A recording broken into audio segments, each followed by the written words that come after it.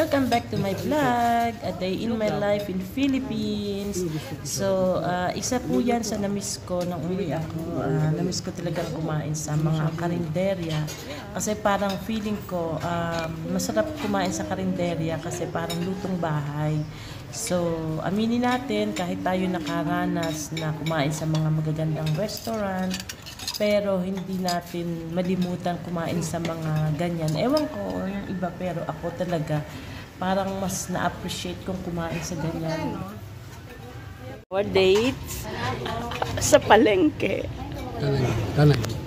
Tanay. Ang kanya palabok sa akin lugaw.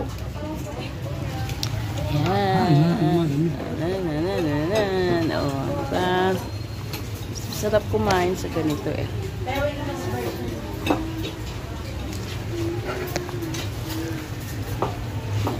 Friends, Carinderia. Thank you.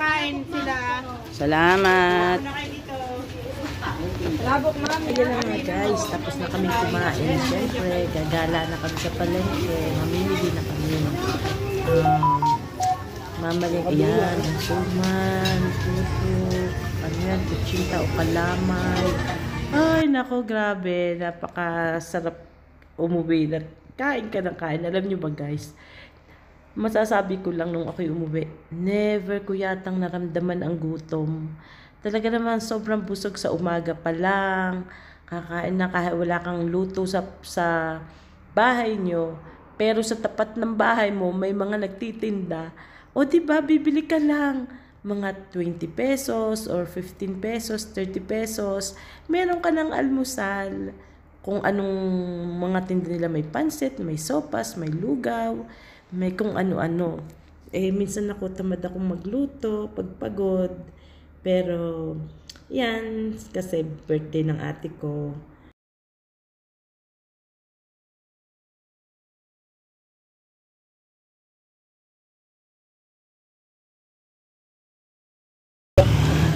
Ganyan po, ito muna mahal, naitik ka lang. Pagkakuha ng dulong, yan lang.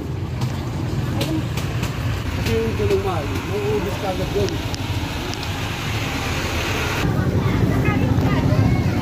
Ang dulong.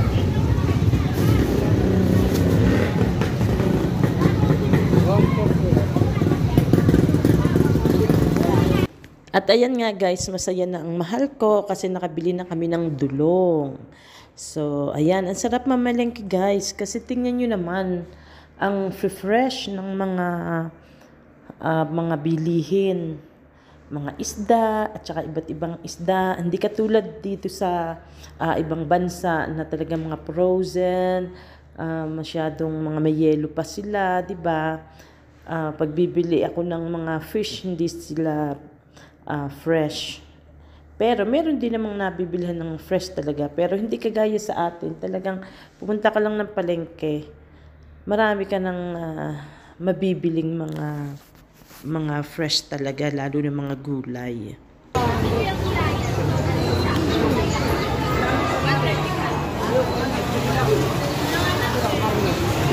Anong karne? Hindi yan.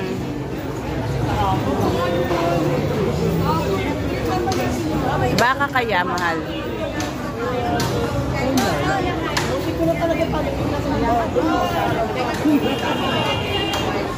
Baka po ba yan? Na lang.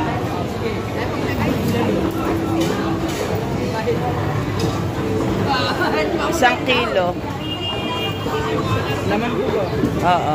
Magkano isang kilo? 400. Okay lang. Ayun, libre yan ito eh. Ayun talaga. Isang kilo.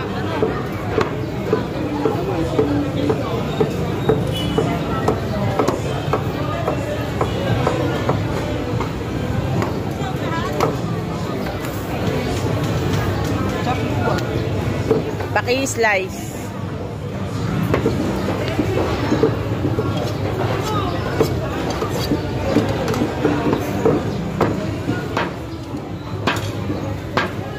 Wag masyadong malalakihan eh. Malalaki pa rin iyan. Mga cubes lang na maliliit.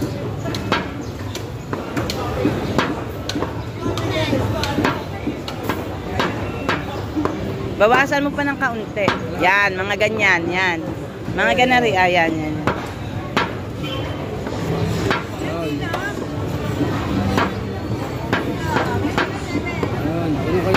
Very good si Kuya.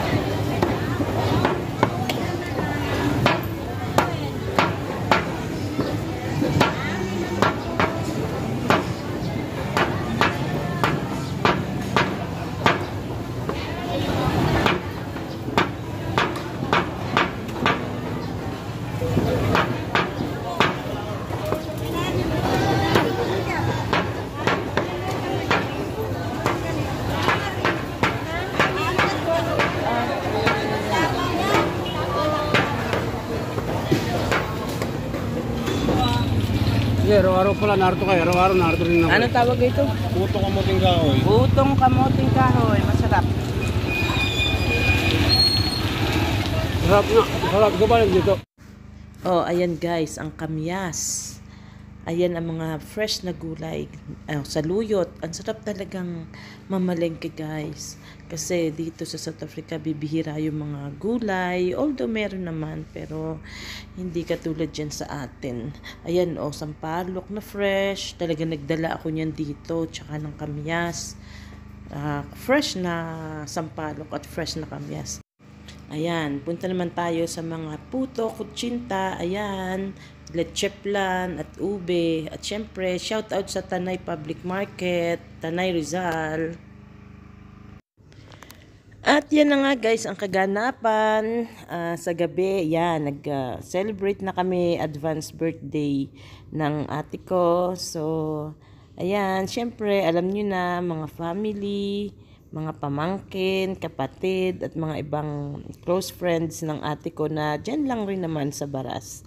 So, hindi naman siya naghanda ng marami, talagang family bonding lang talaga. So, ayan, ang kanyang 59th birthday. So, happy birthday, my sister. We love you.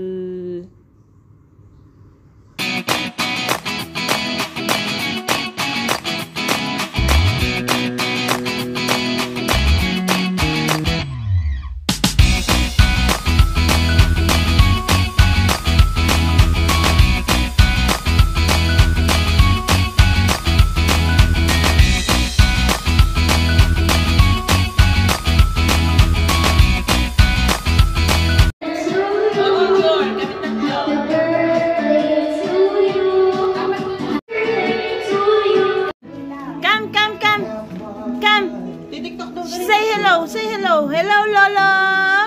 Hello, Lolo. Say hello, Lolo. Come. Bless to Lola. Bless to Lola.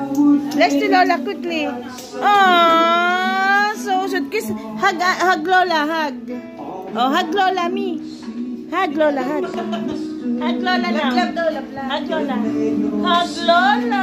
Kiss Lola. Kiss. Oh, very good. Give me a five. Aww. Oh, look at video.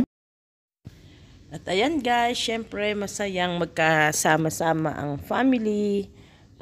Mga bago ko lang din silang nakita, yung mga yan. Bale, apo ko sa pamangkin, yung bata yun. At syempre guys, kasama sa bucket list ko na mabisita si Mian, si Soto. So, ayan, talagang nagkainan kami sa kanila. So, masaya. Talagang nagkita kami again. So, see you again next time. May lagnat raw siya. At iyan naman ang sa Romantic Baboy. Guys, nailibre kami ng aking pamangkin na si Mark Christian Manalo. Grabe, talagang sarip na ako maglibre. Pero siya ang naglibre sa amin. Oh, ayan, di ba? Hindi niya ako pinagasto. So, talagang I'm so blessed na meron ako mga pamangking katulad niyan. Yan, ang pogi-pogi niyan. At saka si Mika, syempre, of course.